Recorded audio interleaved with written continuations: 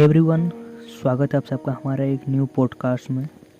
और आज का वीडियो में हम एक हॉरर स्टोरी लेके आए हैं जो कि नवरात्रि का सबसे स्पेशल हॉरर स्टोरी होने वाला है। इस हॉरर स्टोरी में बहुत ही ज़्यादा दिलचस्पी और बहुत ही ज़्यादा रोमांटिक होने वाला है।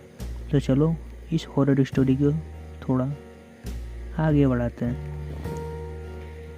तो ये हॉरर स्टोरी दरअसल बांका जिला के एक छोटे से गाँव से बिलोंग करता है। उस लड़के का नाम नवीन है जो कि इस हॉरर स्टोरी का लेखक है। इस हॉरर स्टोरी के बारे में उसने कुछ ऐसी कुछ कहानियाँ बताई जिसे सुनने के बाद शायद आप भी सोच में पड़ जाओगे कि क्या ये सच में होता है ऐसा।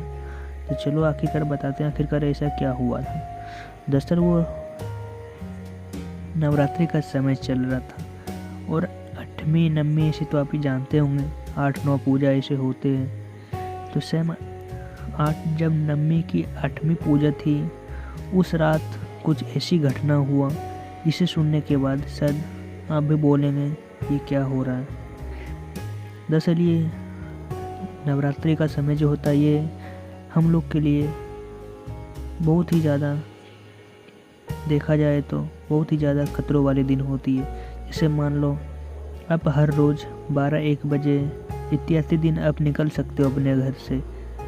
आप जब नवरात्रि के समय में इतनी रात को अकेले निकलते हो तो आपको बहुत ही ज़्यादा नुकसान पहुंच सकता है। इस लड़के का कहना है, इस लड़के का जो बीता है मैं उसी को एक्सप्लेन कर रहा हूँ आप सबके साथ। ये इस लड़के का कहना है सेम। और इस लड़के का ये भी कहना है, आप लोग से हाथ जोड़ के विनती है कृपया घर से अकेला ज़्यादा रात को ना निकले, अक्सर करके नवरात्रि के समय, जो कि ये बहुत ही ज़्यादा भूतिया और डायन वाले दिन होती है।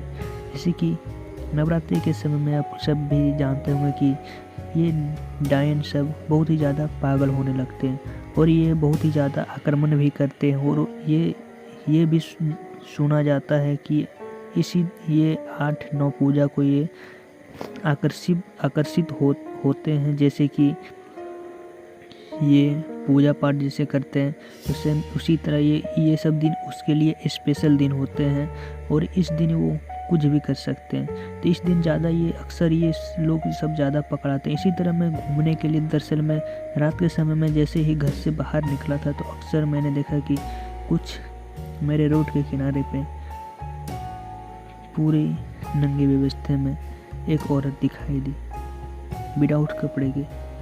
जैसे मैंने देखा तो मेरे रोंगटे खड़े हुए। आखिरकार ये हो गया रहा। वो एक भी वस्तु रूप धारण नहीं की थी और वो बहुत ही ज़्यादा अपने मुंह में काजल घस ली थी और ऐसा जैसे लग रहा था कि वो साक्षात भूत खड़ा मेरे आगे में। देख करके मेरे भी शरीर के सारे हड्डी टूट पड़े थे।